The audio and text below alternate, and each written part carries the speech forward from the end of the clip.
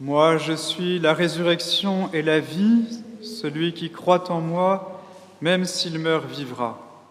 Quiconque vit et croit en moi ne mourra jamais. Crois-tu cela ? Cette phrase de Jésus à Marthe nous est adressée aujourd'hui. En effet, dans l'évangile de la résurrection de Lazare, le miracle arrive à la fin, et même s'il est spectaculaire, il n'est pas vraiment au centre.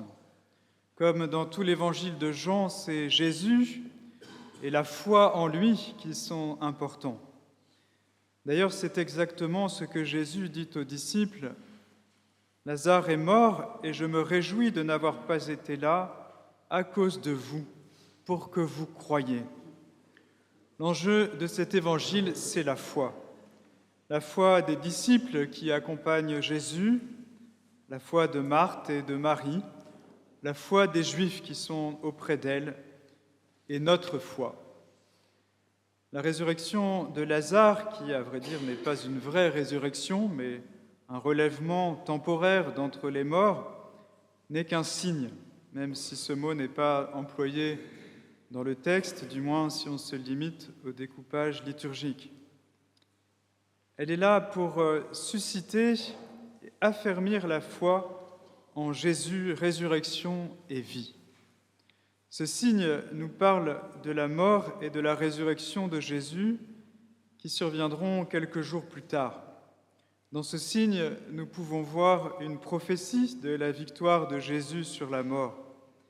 La mort ne peut rien contre celui qui est la résurrection et la vie. Elle ne pourra pas le garder. Ce signe est tellement fort que Jean souligne qu'il déclenche l'entrée de Jésus dans sa passion. C'est à cause de ce signe que les Juifs décident de faire mourir Jésus, et Lazare aussi d'ailleurs, qui revient à la vie pour se trouver aussitôt après en danger de mort. C'est comme si, devant un signe aussi fort, il n'y avait que deux attitudes possibles, la foi ou un rejet radical. L'évangéliste souligne aussi l'adhésion de beaucoup de gens à Jésus à cause de ce miracle. C'est le dernier verset du texte que nous avons lu. Beaucoup de Juifs qui étaient venus auprès de Marie et avaient donc vu ce que Jésus avait fait, crurent en lui. Mais un peu plus loin, l'Évangile dit que le Sanhédrin décide de tuer Jésus parce qu'il fait trop de signes et qu'il risque d'attirer la colère des Romains. Il faut tuer Jésus pour que le peuple vive. Et l'évangéliste souligne que l'œuvre de Dieu s'accomplit à travers cette décision. C'est bien pour que les autres vivent, pour rassembler les enfants de Dieu dispersés, que Jésus est mort. Dans la mort et la résurrection de Lazare, il faut donc voir une prophétie de la résurrection de Jésus. Jésus laisse mourir Lazare, comme le Père laissera mourir son Fils. Mais dans les deux cas, c'est pour la gloire de Dieu, pour que le Fils de Dieu soit glorifié. En fait, à travers Lazare, c'est aussi de nous qu'il s'agit, des disciples de Jésus, de ceux qui croient en lui. Celui qui croit en moi, même s'il meurt, vivra. Le personnage de Lazare n'est pas très important en lui-même. La seule chose importante à savoir sur lui, c'est qu'il est un ami de Jésus. Il est aimé de Jésus. Même si Jésus n'intervient pas pour lui éviter de mourir, ce qui lui vaut d'ailleurs les reproches des deux sœurs et des Juifs qui sont avec elle, Lazare est bien son ami. Jésus ne se réjouit pas de sa mort. S'il se réjouit de ne pas avoir été là, c'est à cause de ses disciples, c'est-à-dire parce qu'à travers le signe, il va renforcer leur foi.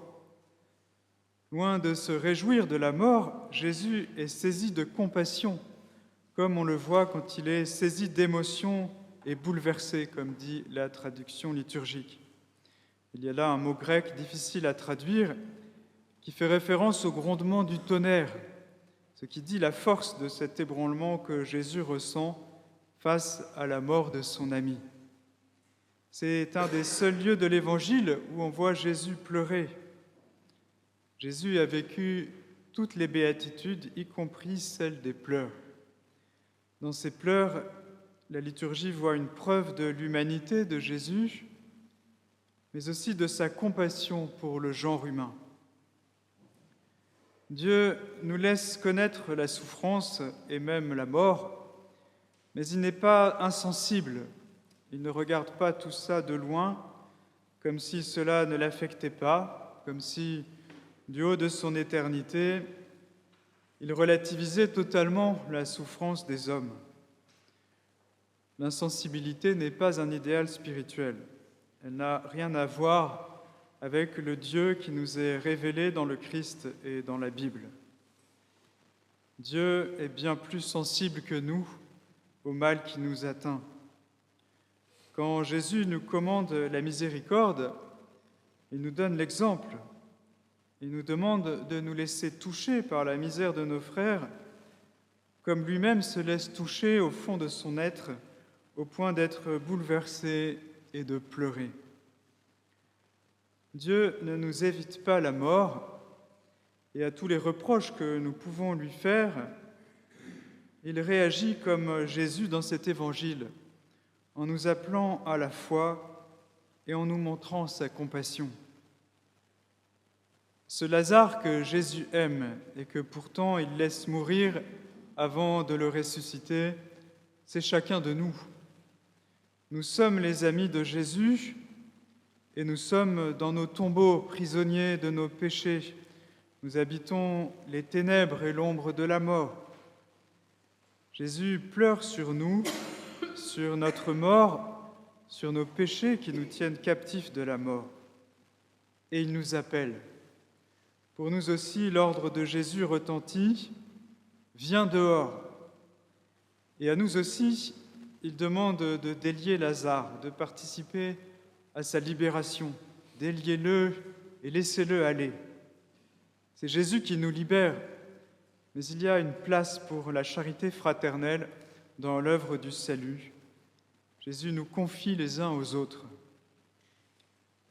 Pour chacun de nous, Jésus fait déjà une action de grâce parce qu'il sait que Dieu l'exauce toujours. La victoire est déjà acquise. Si nous croyons en Jésus, nous faisons déjà partie de ceux qui vivent et qui ne mourront jamais. En cette fin de carême où nous nous approchons de la Semaine Sainte, entendons Jésus qui nous appelle à quitter nos tombeaux et toutes nos morts, tout ce qui est mort en nous. Le carême nous fait sentir notre faiblesse, nos manques d'amour, notre peu de détermination dans la prière et dans le service du prochain, mais c'est pour mieux nous appuyer sur Dieu, sur celui qui a le pouvoir par sa parole de nous faire sortir de ces tombeaux. Par la foi, nous sommes déjà vivants, nous dit saint Jean.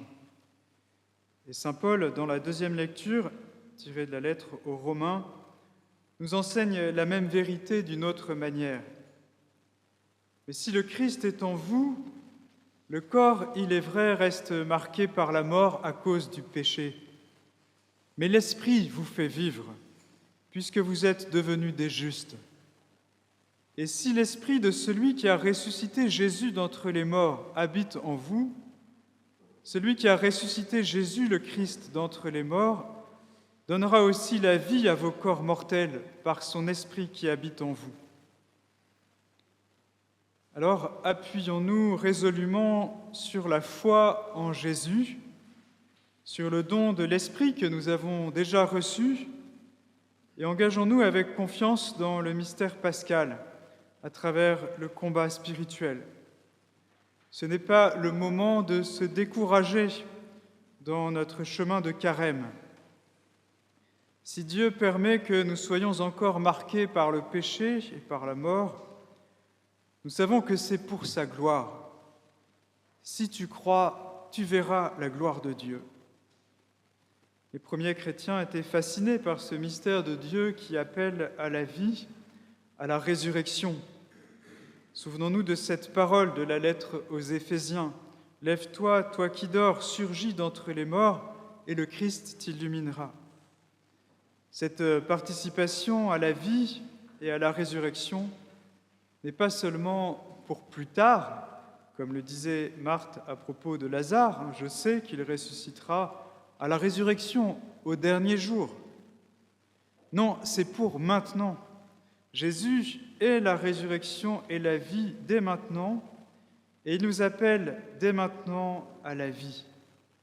Alors répondons à son appel dès aujourd'hui.